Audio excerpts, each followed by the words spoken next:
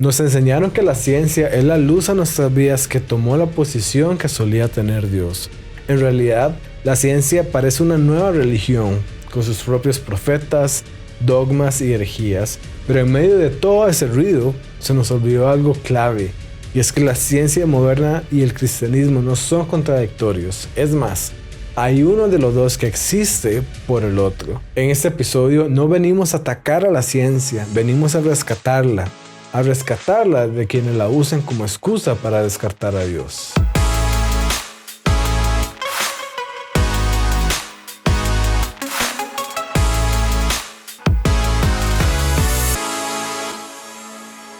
Quiero darle la bienvenida a Realidad Sin Filtros. Yo soy su anfitrión Diego Fallas y en este nuevo programa, como siempre, interactuamos con ideas y tendencias culturales a través de una teología y apologética sólida para traer claridad a un mundo lleno de confusión. Hoy traemos un tema que se las trae y vamos a empezar de una vez. El filósofo ateo Bertrand Russell afirmó que la religión es un vestigio de la infancia de nuestra inteligencia, que desaparecerá a medida que adoptemos la razón y la ciencia como nuestras pautas. Y bueno, la verdad es que muchos estarían de acuerdo con Russell hoy en día.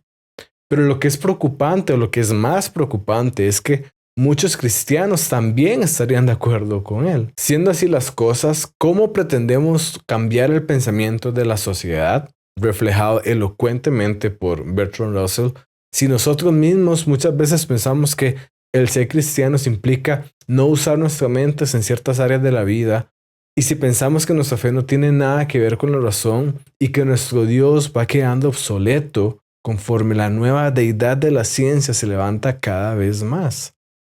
Esta podría ser una lección muy corta y dura de aprender si no fuera porque esta concepción está plagada de errores y malentendidos que cuando se aclaran nos dan una visión apropiada de la ciencia, y eso es precisamente lo que nos hace falta. Es sumamente fácil pensar en la ciencia en términos extremos cuando ocupamos una visión llena de cordura. Como he mencionado otras veces, debemos aprender a vivir en la tensión de una postura balanceada en lugar de irnos a cualquiera de los dos extremos. Y es que, por un lado, muchos ven a la ciencia como enemiga, como algo que nos aleja de Dios. Esta visión es en realidad fácil de refutar, porque por un lado es fácil ver cómo la ciencia nos ha cambiado la vida y en muchas cosas buenas. Avances médicos que hace años eran impensables, la posibilidad de comunicarnos con y de viajar a otros países, la existencia de la inteligencia artificial, un evento tan reciente pero que ya hace que no queramos recordar cómo era la vida antes de eso. En algo tan sencillo pero tan relevante como que estoy viendo este video, todas estas cosas son posibles por la ciencia y por sus avances. Al mismo tiempo, del otro extremo, muchos ven la ciencia como algo omnipotente y salvadora de la humanidad. Esta visión es igualmente falsa, pero también es mucho más común. Sin embargo, basan algunos ejemplos para mostrar que la ciencia tiene sus límites y que hay cosas que la ciencia no puede explicar. Esto fue evidente durante un debate entre el filósofo William Lane Craig y el químico Peter Atkins en 1998.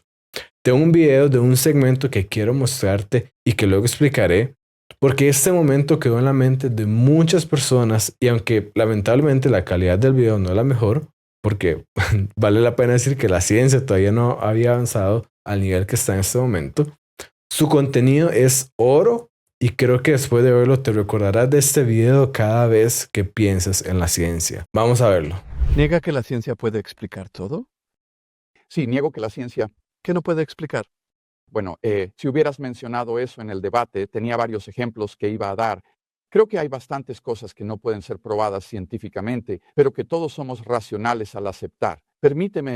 ¿Cuáles? Permíteme enumerar 5. Las verdades lógicas y matemáticas no pueden ser probadas por la ciencia. La ciencia presupone la lógica y las matemáticas. Probarlas por la ciencia sería razonamiento circular.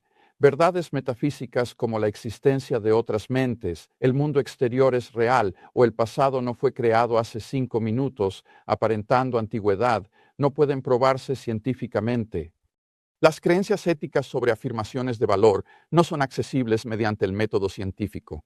No puedes demostrar científicamente si los científicos nazis hicieron algo malvado en contraste con los científicos en las democracias occidentales. Los juicios estéticos no los aborda la ciencia porque lo bello y lo bueno no pueden probarse científicamente. Y finalmente, lo más notable sería la propia ciencia.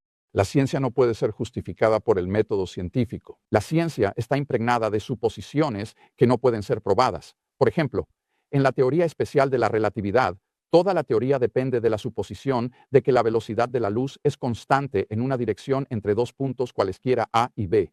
Pero eso, estrictamente, no puede ser demostrado. Simplemente tenemos que asumirlo para poder sostener la teoría. Mete eso en la pipa y fúmatelo. Sí, está bien, de acuerdo. Sí. Ninguna de estas creencias puede probarse científicamente, pero todos las aceptamos y somos racionales al hacerlo. Este momento fue memorable y yo podría ver este segmento una y otra vez y créame que no me aburriría. Pero empecemos recapitulando esto. Peter Atkins cuestionaba a Craig sobre si cree que la ciencia puede explicarlo todo. Y seguramente Atkins pensó que iba a retratar a Craig como un ignorante. Lo menos que se esperaba a Atkins es que Craig no solamente pudiera respaldar su afirmación de que la ciencia no puede explicarlo todo, sino que tuviera 5 ejemplos de cosas que están fuera del alcance de la ciencia. Veamos los ejemplos justamente en el orden que Craig los dio. Primero, las verdades matemáticas. Veámoslo así. La ciencia usa la matemática. La ciencia necesita la matemática. Si no hubiera matemática, no podría haber ciencia. Pensemos que si yo estoy en la azotea de un edificio, ¿verdad? Y quiero saber cuánto dura en caer una piedra al piso, necesito utilizar la matemática. Necesito la matemática para empezar a hacer ciencia. En otras palabras, la matemática está antes que la ciencia, por lo que si uno quisiera probar la matemática por medio de la ciencia, estaría razonando en un círculo. Uno estaría partiendo del hecho de que la matemática es verdadera para luego usarla en la ciencia y concluir que la matemática es verdadera. Nuevamente, está razonando en un círculo. Sigamos con el punto 2, las verdades metafísicas. Y ojo, que no te asuste esta palabra. Esas son creencias que todos tenemos, pero que no pueden ser probadas por la ciencia. Estas son verdades como que hay un mundo exterior a mi mente que no es una ilusión, o que es falso que fui creado hace 5 minutos y que alguien me implantó los recuerdos que aparentan ser de mi vida. La ciencia no puede probar estas cosas porque para empezar a hacer un experimento científico, primero debo creer de que hay un mundo más allá de mi mente y que es real. También cualquier proceso que haga debe ser procesado por mi mente y yo no podría hacerlo porque no podría confiar en mi mente si ella fue creada hace 5 minutos y tiene un montón de recuerdos implantados que no son reales y que no son míos.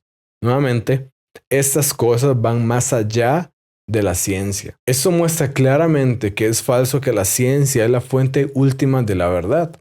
Esta postura se conoce como cientificismo, pero es una postura filosófica, no es una postura científica. La afirmación, la ciencia es la última fuente de la verdad, es una afirmación que no viene de la ciencia y no puede ser probada por el método científico.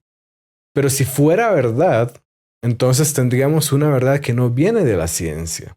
Entonces tenemos que esta postura no solamente es falsa, sino que como vemos se refuta a sí misma. Sigamos con el punto 3. ¿Qué pasa con las verdades éticas? La ciencia ciertamente nos dice que podemos obtener una gran cantidad de energía al dividir un átomo y nos dice cómo hacerlo, pero no nos puede decir si deberíamos hacerlo para construir una bomba atómica o para generar electricidad para un pueblo entero. La ciencia nos puede decir lo que es o lo que fue, pero no lo que debería ser. Cuando hablamos de debería, introducimos una obligación moral que ya va más allá del alcance de la ciencia. Cuando nosotros hablamos de que algo debería ser así, nuevamente ya nos salimos de este ámbito que la ciencia estudia y estamos hablando del ámbito de la moralidad. Como punto 4, Craig también nos habla de aquello que es bello o que es bueno. Y pensemos ahora en un atardecer. Tú puedes tener una perfecta descripción científica de lo que es un atardecer. Tú puedes saber por qué la luz del sol interactúa de cierta forma con la atmósfera de la Tierra, generando esos colores y paisajes impresionantes. Podrías tener pizarra de pizarras explicando las fórmulas químicas y físicas en juego, pero aún así no podrías tener la explicación completa de lo que es un atardecer porque te faltaría el elemento que hace al atardecer tan bello y que despierta en nosotros este gran asombro, paz y la gratitud. Nuevamente puedes tener quizás una descripción científica, pero eso no es todo lo que hay en juego. Hay algo más allá que esta mera descripción de la ciencia. Y por último, terminemos justamente con el método científico en sí mismo. Sabemos que la ciencia primero observa cosas, luego se plantea preguntas sobre por qué o cómo ocurre algo, y luego genera una posible explicación o hipótesis, se hace un experimento luego y eso nos permite sacar una conclusión.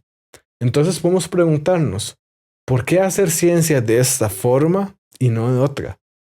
En el momento en que respondes a esa pregunta, ya no estás contestando algo científico, y si intentas contestar esa pregunta usando el método científico, nuevamente estarías buscando razonar en un círculo para probar lo que en realidad es su punto de partida. Es importante recalcar lo que decía Craig al final del video. Esas creencias no es que son mentira, por lo contrario, son verdaderas, o más importante, nosotros estamos justificados en creerlas, no es que estamos cometiendo un crimen racional al aceptarlas, pero el punto es de que esas creencias van más allá del alcance de la ciencia, esas creencias verdaderas, esas creencias que nosotros aceptamos racionalmente, van más allá del alcance de la ciencia. Todos estos ejemplos nos sirven para ver que la ciencia no es omnipotente y que tiene sus límites. Yo sé que esto suena como herejía para muchos, pero la verdad es que eso no debería ser un secreto para nadie. El diccionario de Cambridge define la ciencia como el estudio minucioso de la estructura y el comportamiento del mundo físico, especialmente mediante la observación, la medición y la realización de experimentos, y el desarrollo de teorías para describir los resultados de estas actividades. Y te doy esta definición para que mires algo sumamente importante. La ciencia, el enfoque de la ciencia es estudiar la estructura y comportamiento de el mundo físico. Y ahí está la clave. El campo de acción de la ciencia es el mundo físico, el mundo natural, aquello que tiene energía y materia. ¿Dónde está la confusión? En que la realidad en la que vivimos no es solamente física o natural, también tiene aspectos que son inmateriales y por lo tanto esos están fuera del alcance de la ciencia. Cada uno de los ejemplos que vimos reflejan este punto, pero me parece que queda más claro si analizamos el ejemplo del atardecer, en que yo pueda tener una explicación natural y científica totalmente completa de lo que está pasando, pero es que hay un componente del atardecer que simplemente no es explicado por la forma en que los átomos se comportan y están acomodados. Si nosotros pretendiéramos que algo como un atardecer se explica meramente por los átomos involucrados, tendríamos una sensación extraña de explicar todo, pero al mismo tiempo no haber explicado nada porque nos falta un componente fundamental. Podríamos llenar pizarras de descripciones químicas y de fórmulas físicas del universo entero, pero al mismo tiempo nos haría falta explicar en su totalidad el esplendor del orgullo de una madre o del verdadero amor. Sencillamente el mundo tiene un componente físico, pero también va más allá de lo que es físico. Lamentablemente muchos científicos no tienen el entrenamiento filosófico que les permite ver esto y por lo tanto, así como Peter Atkins, piensan que esta gran herramienta para conocer el mundo físico puede usarse para analizar cosas que van más allá de su campo de acción. Con esto queda claro por qué la ciencia no puede probar directamente si Dios existe o no, porque Dios es espiritual y no es natural. Decir que probaste mediante la ciencia que Dios existe o que no, es como decir que probaste que una botella de plástico existe o no, usando un detector de metales. Sencillamente estás usando la herramienta equivocada. Dicho esto, no quiere decir que Dios y la ciencia no tengan relación alguna. De hecho, podemos ver que hay hechos científicos que nos apuntan directamente a la existencia de Dios. Tampoco quiero decir que no tenemos una herramienta para estudiar aquello que va más allá de la ciencia. Y aquí brilla claramente la filosofía. Por medio de la filosofía podemos estudiar lo que es bueno, bello, la moralidad y un montón de cosas más. De hecho, es fundamental tener una buena filosofía para poder hacer una buena ciencia. Por ejemplo, si tu filosofía niega que existan el bien y el mal objetivos, no tendrías problema en usar la ciencia para construir una bomba atómica y eliminar a todo un pueblo entero sin razón moral alguna. Si tu filosofía afirma que solo existe lo material o natural, entonces no aceptaría ninguna evidencia que apunte más allá, aunque apareciera en el cielo por un milagro, un mensaje que diga que Dios existe. En lugar de considerar seriamente esa posibilidad, simplemente buscarías una explicación natural que encaje con tu idea previa de cómo es el mundo. Como diría el Dr. Frank Turek, la ciencia no dice nada, quienes hablan son los científicos. Y es que muchas veces pensamos no solamente en ciencia, sino en la ciencia, como si es que hubiera un campo totalmente unificado y que dice en una perfecta sintonía cuál es la verdad sobre las cosas. La verdad es que en la ciencia, dentro de la ciencia, hay muchas posturas y debates sobre muchos temas. Y aunque eso es cierto también, algunas cosas se consideran como hechos porque han sido comprobados una enorme cantidad de veces. No debemos olvidar entonces que los que dicen algo son los científicos, que como vimos, su interpretación de los datos de la ciencia está moldeada por su filosofía y por su cosmovisión, su visión de mundo. Eso explica por qué muchos científicos, al encontrarse con una característica del universo que apuntan a un diseño, no aceptan la explicación más razonable, que hay un diseñador inteligente. En muchos casos, el problema no es la evidencia científica, sino las implicaciones filosóficas de aceptar que Dios existe. No es que la ciencia contradiga a Dios, es que algunos ya decidieron que Dios simplemente no puede ser parte de la explicación, pase lo que pase. Ahora bien, todo esto no significa que como creyentes debemos aprovechar los vacíos de la ciencia para justificarlos con Dios. Hacer esto es crear un Dios tapa agujeros que en realidad solo termina haciéndose más pequeño con cada descubrimiento científico. Y francamente esto es totalmente innecesario. No ocupamos depender de lo que la ciencia desconoce para invocar a Dios, porque en realidad con base a lo que la ciencia sí conoce y apoya, podemos encontrar fundamento para nuestra creencia en Dios. Dios nos permite desarrollar la ciencia para que descubramos su creación y que esto nos lleve al Creador. ¿Quieres profundizar más sobre ciencia, apologética y teología, pero no sabes dónde? Para eso armé una lista con libros sobre estos temas y muchos otros más. Solamente ve a diegofallas.com/recomendados. Te prometo que no terminarás leyendo consejos teológicos generados por una inteligencia artificial y que piense que el Génesis lo escribió Neil deGrasse Tyson. Nuevamente, ve a diegofallas.com/recomendados y escoge por qué libro vas a empezar. Con esto llegamos a un punto fundamental. ¿Es cierto que la ciencia y el cristianismo se contradicen? Muchas personas dirían que sí, pero la verdad es que la historia y la filosofía nos muestran que esto no es cierto. Empecemos con la historia. Sabemos que en la historia de la humanidad han habido un montón de civilizaciones avanzadas. Pensemos en los chinos, en los egipcios, los romanos, los griegos. Pero aún así, la ciencia moderna no surgió en ninguna de esas civilizaciones. Por el contrario, la ciencia moderna surgió específicamente en Europa, una Europa cristiana. Y alguien podría preguntar, ¿qué de diferente tenía esa Europa cristiana a todas las demás civilizaciones? Y la respuesta está en que tenía un conjunto de creencias fundamentadas en el cristianismo, que fueron la gasolina que impulsó el movimiento que desarrolló la ciencia moderna. Primero, contrario a las creencias de muchos pensadores griegos que sostenían que es imposible que el universo fuera diferente a como es, la Biblia enseña que Dios creó libremente de acuerdo con su voluntad. Segundo, el cristianismo ofreció un fundamento para aceptar no solamente que el universo era ordenado, sino que los seres humanos tenían la capacidad para entender este orden. Si lo piensas, eso es una afirmación enorme. ¿Cómo nuestros pocos kilogramos de cerebro en medio de nuestras orejas, cómo eso va a poder entender algo tan grande como el universo entero? La respuesta cristiana, es que eso es posible porque Dios nos diseñó de este modo, con el propósito de que el hecho de ver y estudiar y comprender la creación nos lleve de vuelta al Creador y lo que Él ha hecho.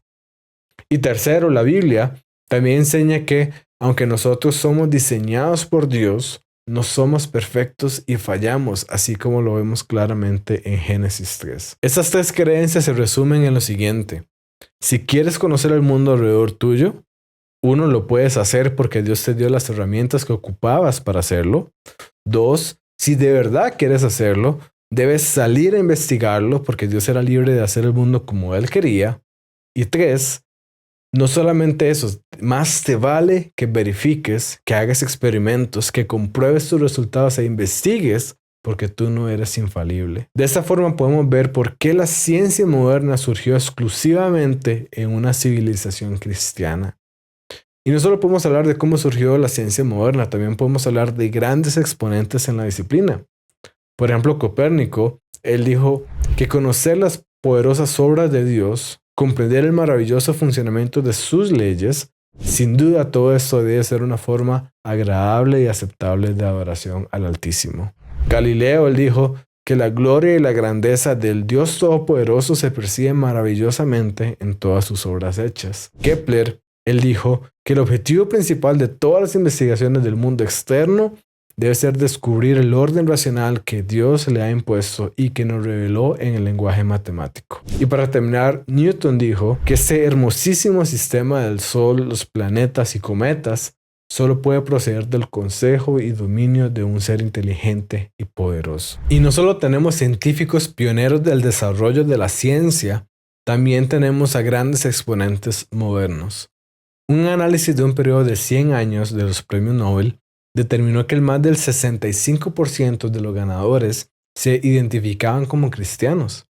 Y no solo esto, llama la atención de que en realidad menos del 11% de los ganadores afirmaban no creer en Dios. Y ojo que este porcentaje incluye tanto ateos como agnósticos. Y por si eso fuera poco, los mayores premios para los ateos y agnósticos vinieron del campo de la literatura y no de las disciplinas científicas. Ahora bien, yo estoy seguro de que muchos se sorprendieron al ver que cité a Galileo para sustentar la idea de que históricamente la ciencia y el cristianismo no han estado en conflicto. Después de todo, ¿no es precisamente Galileo el caso más claro que muestra que el cristianismo se opone a la ciencia? ¿No fue su vida un testimonio de que hay que defender la ciencia de los prejuicios religiosos, ya que fue condenado por seguir a la ciencia y atreverse a retar la enseñanza religiosa al afirmar que la Tierra no es el centro del universo? Bueno, este es un gran ejemplo que nos muestra de que a pesar de que una historia sea popular, no significa que sea cierta. Cuando Galileo empezó a promover este modelo, en realidad estaba en contra de la visión científica del momento. De hecho, los primeros que lo criticaron fueron filósofos que creían en las ideas de Aristóteles de que la Tierra era el centro del universo. No podemos ocultar que la Iglesia Católica en ese momento erró al involucrarse de una manera inadecuada en esta discusión, pero también lo hizo al tomar en cuenta la opinión de los astrónomos más prominentes de su tiempo. Aquí lo que tenemos en realidad es un caso donde la mayoría de los científicos decía una cosa, la minoría decía algo opuesto y resultó que la minoría tenía razón. A final de cuentas, esta historia no es tan blanco y negro como normalmente se tiende a presentar, ya que tanto la Iglesia como Galileo hicieron cosas poco sabias y se provocaron mutuamente. Pero el punto importante para nuestra discusión es que es un error presentar este incidente como una discusión entre la ciencia y el cristianismo, ya que el mismo Galileo fue cristiano antes, durante y después de esta discusión. Ya vimos que la ciencia y el cristianismo no se oponen en la historia, pero ¿será que se contradicen racionalmente?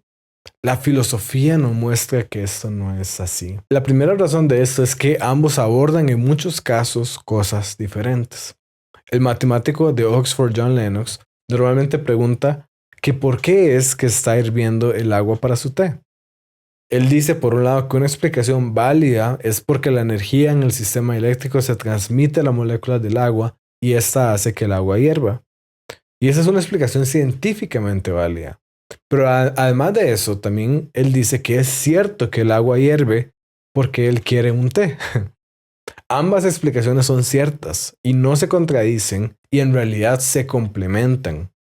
El hecho de que haya una explicación natural o científica de algo no significa que un agente no esté detrás de ese hecho. La segunda razón es que el cristianismo lejos de contradecir a la ciencia, provee el mejor fundamento para hacer ciencia. Ya hemos visto que fueron ideas precisamente cristianas las que provocaron el desarrollo de la ciencia moderna. Esto quiere decir que si eres cristiano, tienes una razón y una justificación para hacer ciencia, que es descubrir el mundo que Dios creó y que eso te lleve a admirar más a Dios. Esa razón se vuelve aún más fuerte cuando consideramos la alternativa.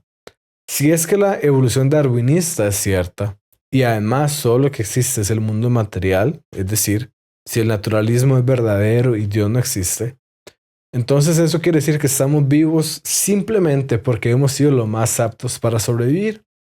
En este escenario, nuestra mente no está diseñada para descubrir la verdad, sino únicamente para ayudarnos a sobrevivir. Esto nos lleva a una conclusión desafortunada, y es que te quedas sin ninguna razón para confiar en que las creencias producidas por tu mente son verdaderas, y eso incluye la creencia de que Dios no existe y que la evolución es verdadera. En otras palabras, si Dios no existe y somos solo el resultado de procesos ciegos y aleatorios, no hay razón alguna para confiar en la razón, y por lo tanto no hay base para hacer ciencia.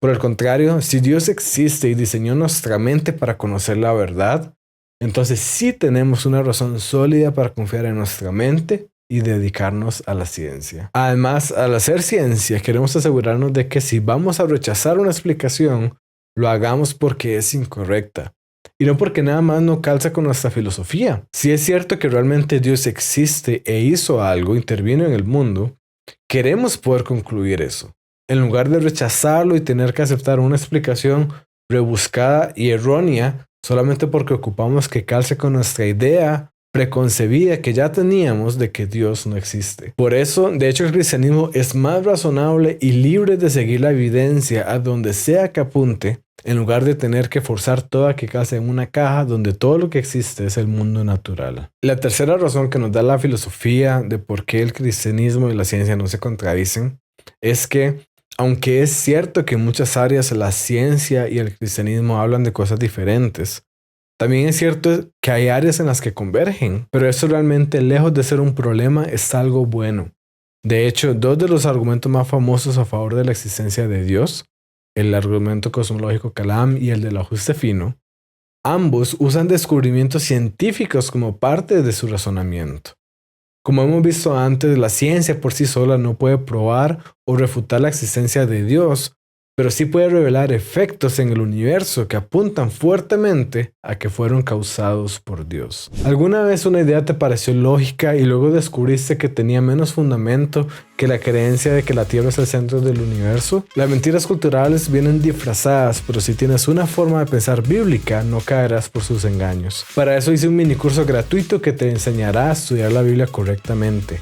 Accede en diegofalles.com/curso y recuerda que tu fe no merece explicaciones baratas. Dicho esto, muchos cristianos literalmente le temen a teorías científicas porque piensan que son contrarias al cristianismo y que debido a que se piensa que esas teorías son ciertas, se concluye o se teme concluir que el cristianismo es falso. Y me refiero específicamente a la teoría del Big Bang y a la de la evolución. Empecemos hablando del Big Bang. ¿Qué podemos decir del Big Bang? En este caso, esta es una teoría sumamente aceptada por científicos y no sin razón alguna. La evidencia a su favor es impresionante. Por ejemplo, Edwin Hubble descubrió que el universo se está expandiendo, lo que significa que si nosotros retrocedemos el tiempo, todo estuvo alguna vez concentrado en un solo punto que marca el comienzo absoluto del espacio, la materia y el tiempo. Además, la segunda ley de la termodinámica nos dice que la energía utilizable del universo se está agotando. Y si la energía se está gastando, eso también significa que hubo un momento en que empezó a utilizarse.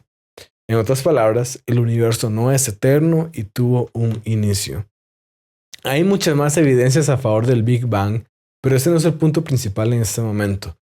El punto principal es que es común que tanto ateos como cristianos hoy en día piensan que el Big Bang es prueba de que Dios no existe, a pesar de que así no lo veían los ateos y cristianos cuando se propuso la teoría. De hecho, la teoría fue propuesta por Georges Lemaitre, que no solamente era un gran científico, sino que de hecho era un sacerdote católico. Y no solo esto, en realidad el nombre del Big Bang es un término despectivo que fue inventado por Fred Hoyle. Él era un astrónomo destacado, pero que odiaba esta teoría porque justamente la consideraba muy cristiana.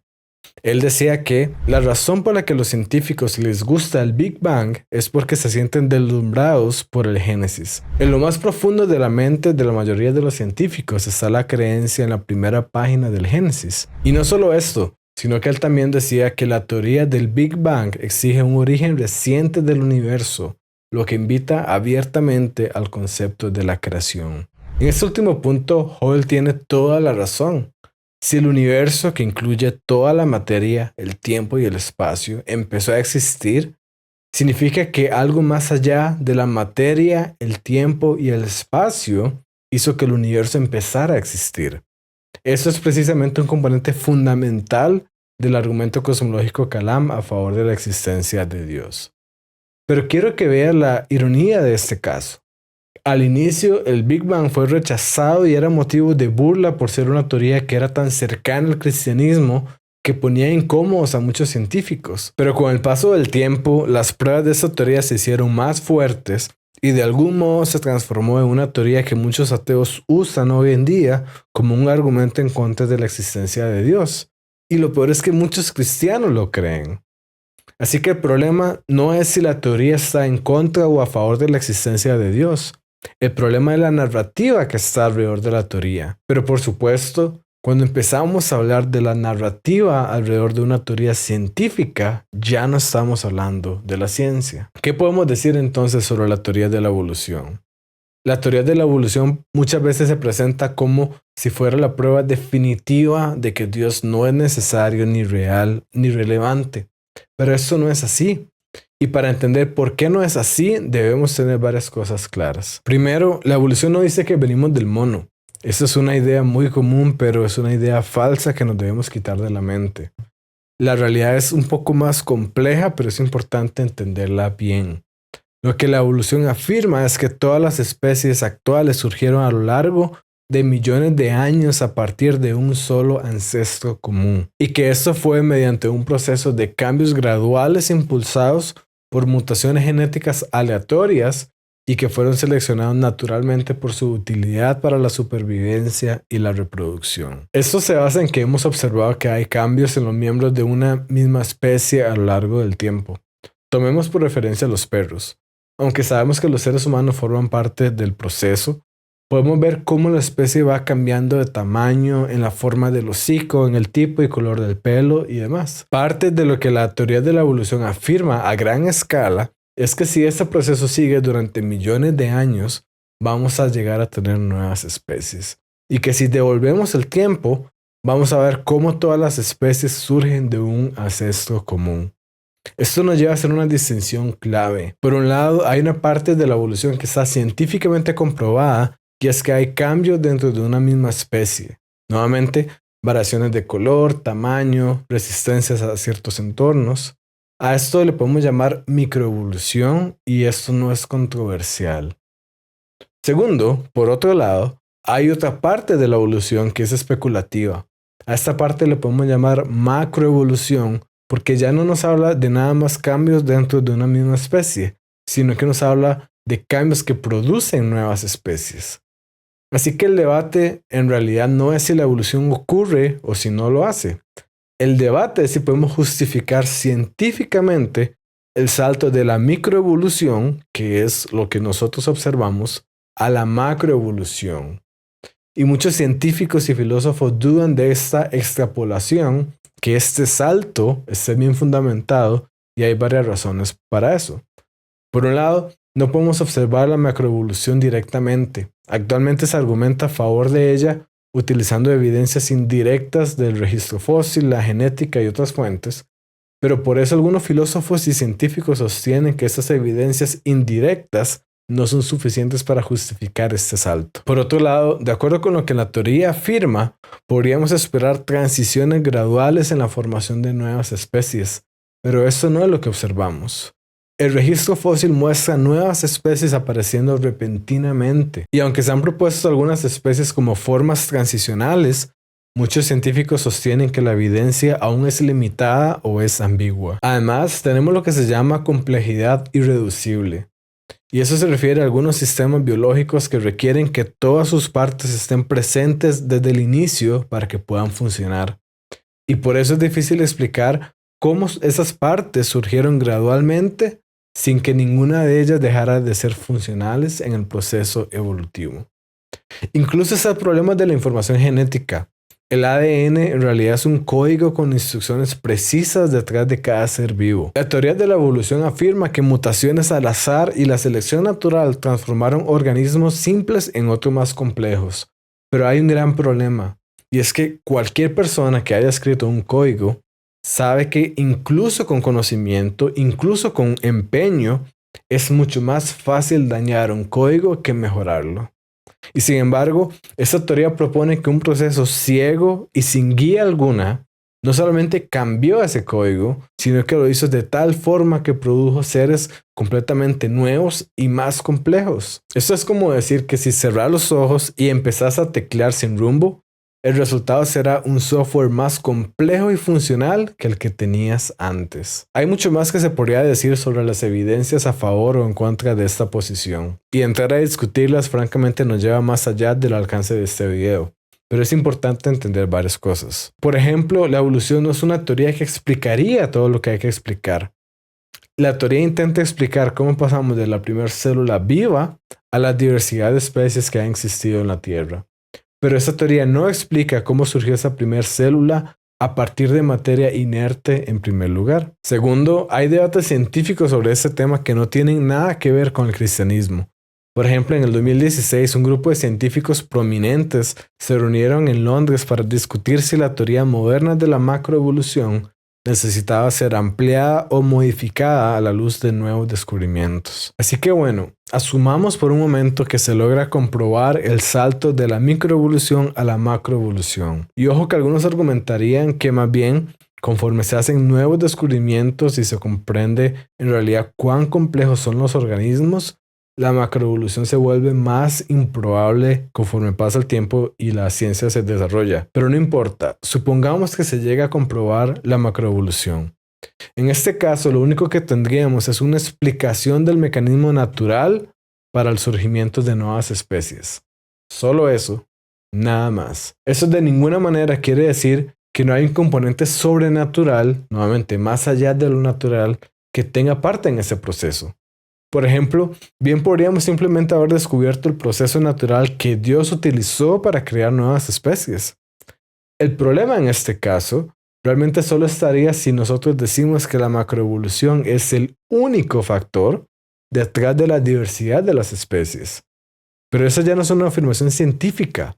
Esa es una afirmación filosófica que nuevamente se escapa de los alcances de la ciencia, porque es una afirmación que habla de lo que está más allá de lo que la ciencia puede estudiar, el mundo material. Y también, como hemos visto anteriormente, esta posición nos dejaría sin poder confiar en que nuestras mentes nos llevan a conocer la verdad.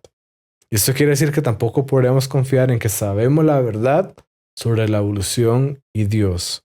Nuevamente, esta es una posición autorrefutante. Solamente podríamos aceptar que nosotros creemos ideas porque nos ayudan a sobrevivir. Ahora veamos esto porque es muy importante. Si se llega a comprobar que la macroevolución es cierta, ya vimos que no habría conflicto con el cristianismo como tal. Pero es importante recalcar también que sí habría conflicto con ciertas interpretaciones de los primeros capítulos del Génesis dentro del cristianismo que tienden a tener una visión más literal del texto. Pero es importante recordar que algo puede ser verdad a pesar de que no sea literal. Por lo que aceptar una interpretación no literal del texto no necesariamente implica que se está interpretando mal la Biblia. De hecho, muchas veces la interpretación correcta del texto bíblico no es la interpretación literal. Si esto fuera así, estaríamos forzados a preguntar si Jesús tiene bisagra solamente porque dice que Él es la puerta a la salvación. En todo esto, no estoy proponiendo una interpretación particular del Génesis. Mi punto es nada más el siguiente. Incluso en el peor escenario posible para algunos, que sería que la teoría de la macroevolución resulte ser completamente cierta, incluso en ese escenario, los cristianos no deberíamos sentirnos amenazados. ¿Y por qué? Porque esa teoría, que por cierto, como hemos visto, tiene problemas y es motivo de discusión incluso entre científicos, no demuestra y no puede demostrar que Dios no existe ni que la Biblia sea falsa. Lo que podría implicar, en todo caso, es que hemos descubierto el mecanismo que Dios usó para dar origen a la diversidad de las especies y que algunas interpretaciones del Génesis necesitan ajustarse. Pero eso está muy lejos de invalidar la existencia de Dios o el cristianismo. Eso explica también por qué hay muchos cristianos que cuando estudian la teoría de la macroevolución llegan a la conclusión de que esta no es verdadera y no la aceptan.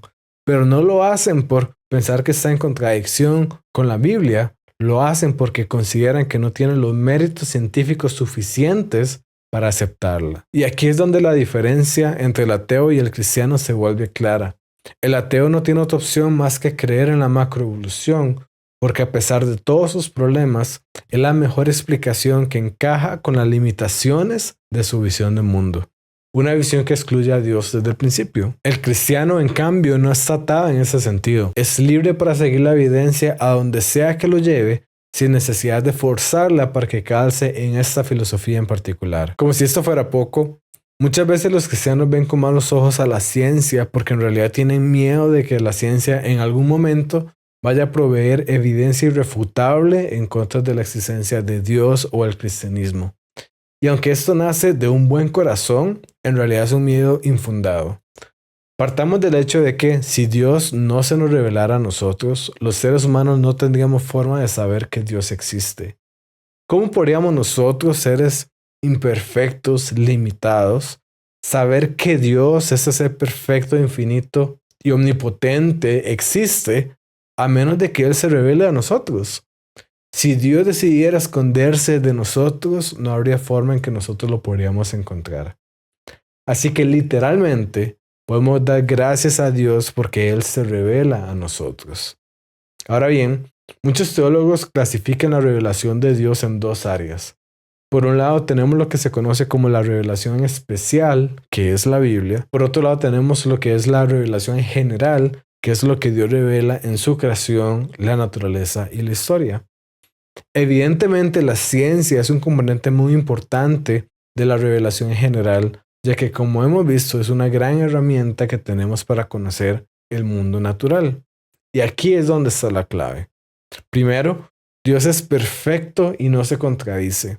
Y no ocupamos ni la ciencia ni la Biblia para llegar a esta conclusión.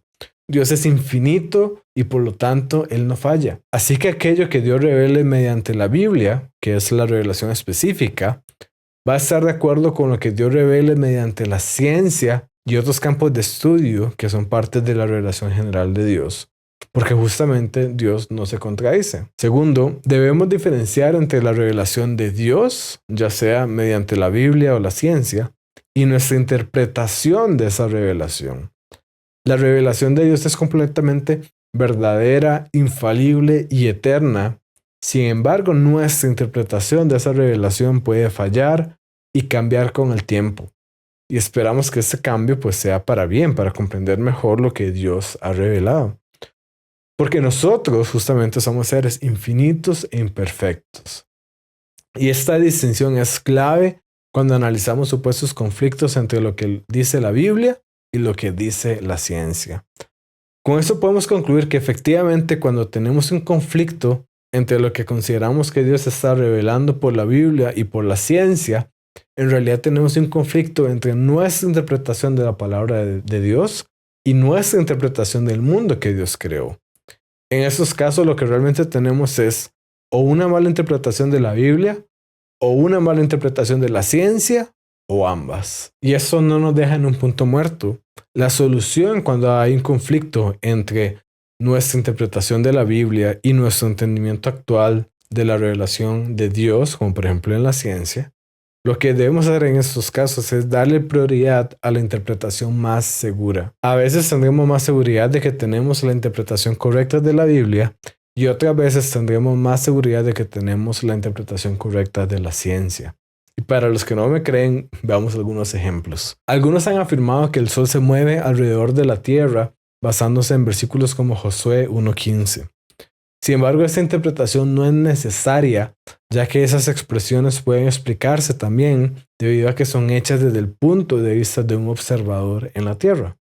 Así como cuando decimos que el sol se va a poner a determinada hora de la tarde. Nosotros sabemos que no estamos afirmando que el sol literalmente se está poniendo. Nada más estamos hablando desde nuestro punto de vista aquí en la Tierra y de cómo se ve el sol para nosotros. Si juntamos esto con el hecho de que, como hemos visto antes, desde la época de Copérnico y Galileo se ha demostrado científicamente que la Tierra gira alrededor del sol, entonces podemos concluir que efectivamente la Tierra está girando alrededor del sol y podemos saber que estos pasajes están escritos desde el punto de vista de un ser humano en la Tierra. Por otro lado, antes de que se desarrollara el modelo del Big Bang, muchos científicos creían que el universo era eterno y estático.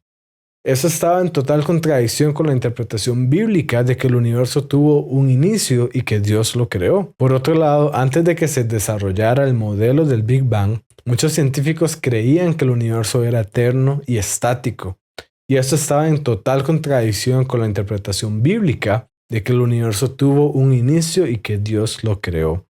En este caso, los teólogos que siguieron creyendo que el universo tuvo un inicio sobre la base de que esta enseñanza es clara e innegable a lo largo de toda la Biblia, tuvieron razón, a pesar de que había científicos que creían lo contrario. Ellos se mantuvieron firmes en esta posición y en dado caso nosotros también lo podemos hacer bajo el entendido de que la ciencia puede cambiar y que constantemente se hacen nuevos descubrimientos.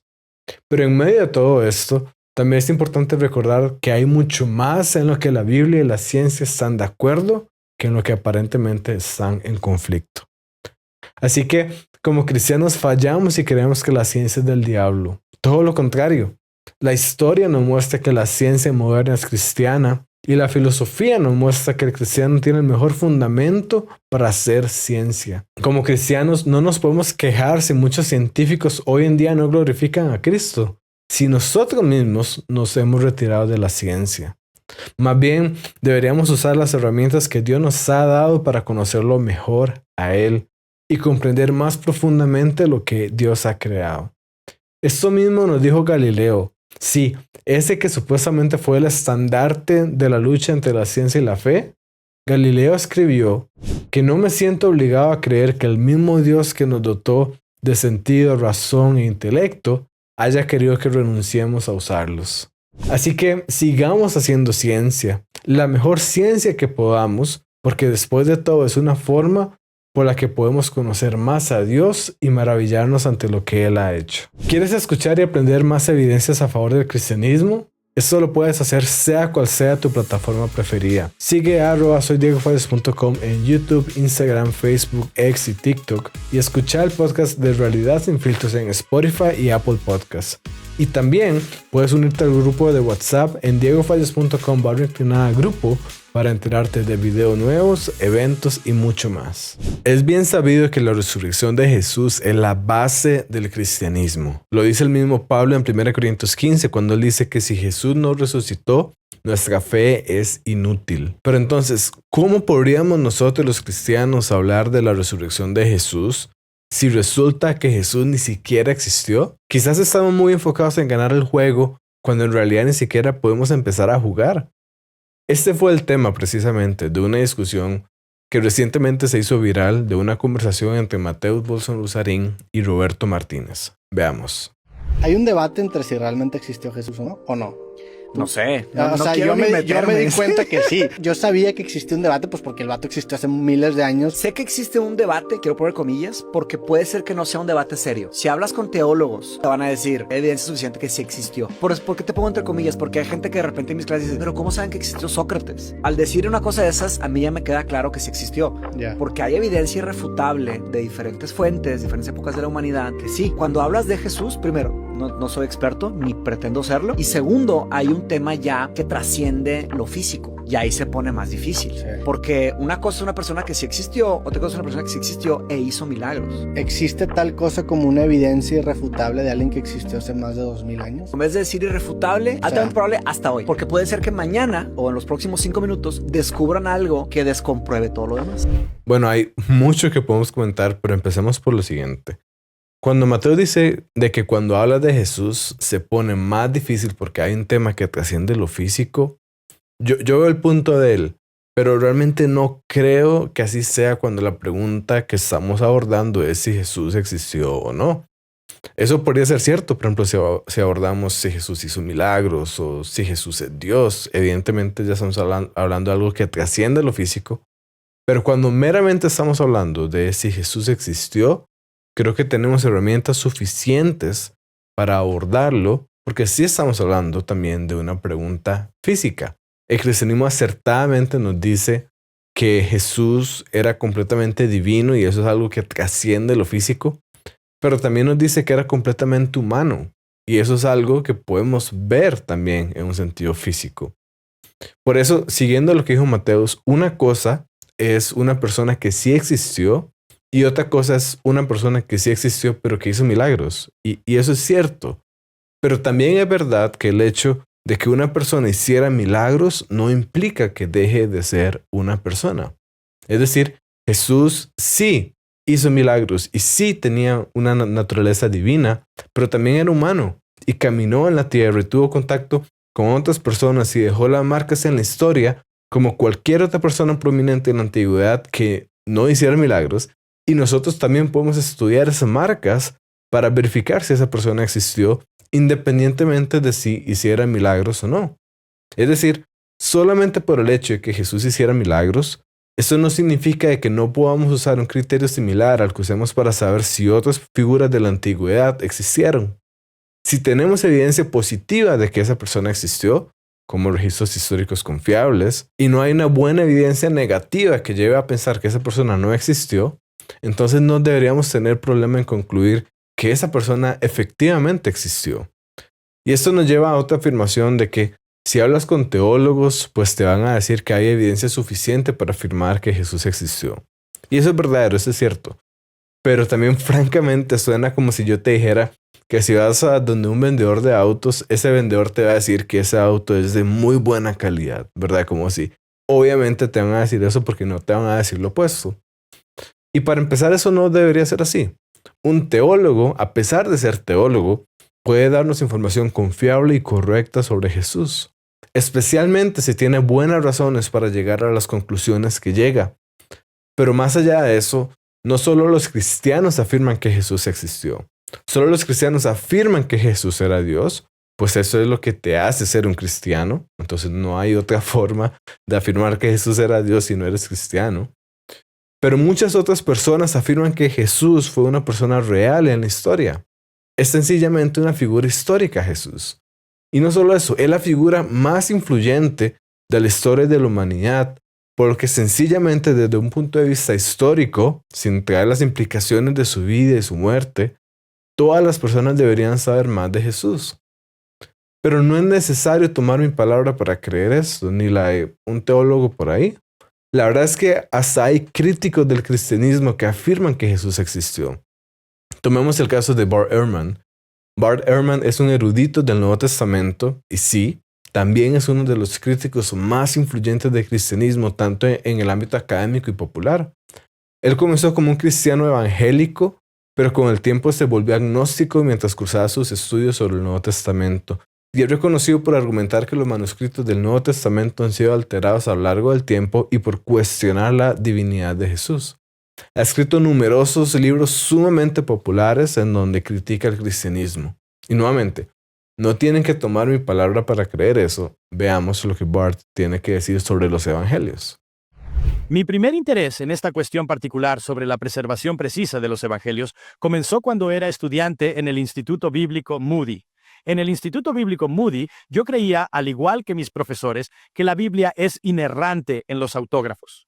En otras palabras, los originales del Nuevo Testamento no tenían errores, aunque las copias posteriores del Nuevo Testamento puedan tener errores. El problema es que no tenemos los originales del Nuevo Testamento.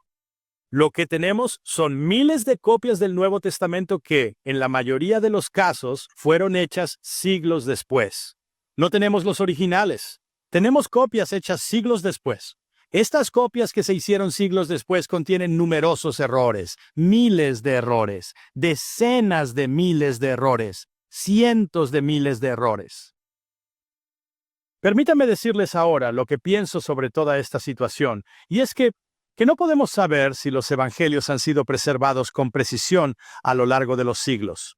Con esto queda claro que Barth no es precisamente lo que llamaríamos un fan de las doctrinas cristianas, ¿verdad?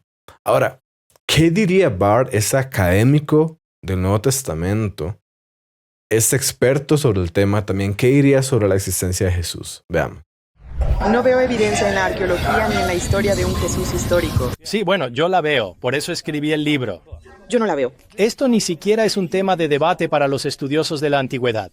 No hay ningún académico en ninguna universidad o centro de educación superior en el mundo occidental que enseñe clásicos, historia antigua, Nuevo Testamento, cristianismo primitivo o cualquier campo relacionado que dude de la existencia de Jesús.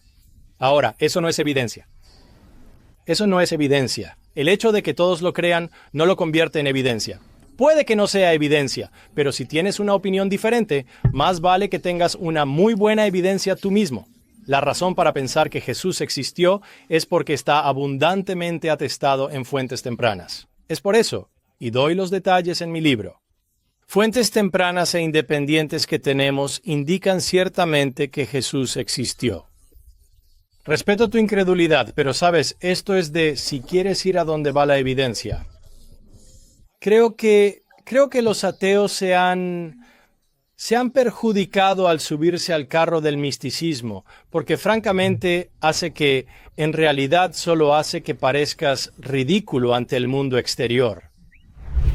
Entonces acá tenemos a un crítico duro, férreo del cristianismo, pero él mismo está afirmando que es prácticamente irracional afirmar que Jesús nunca existió. Así que no tienes que preguntarle a un teólogo, ni siquiera tienes que preguntarle a un cristiano para ver una respuesta de si Jesús existió. Pregúntale a Bart Ehrman, él mismo deja su respuesta muy clara. Ahora bien, hay otro tema muy importante y es la pregunta que hizo Roberto sobre si existe tal cosa como una evidencia irrefutable de que alguien existió hace 2000 años. Y mi respuesta es corta y sencilla. No.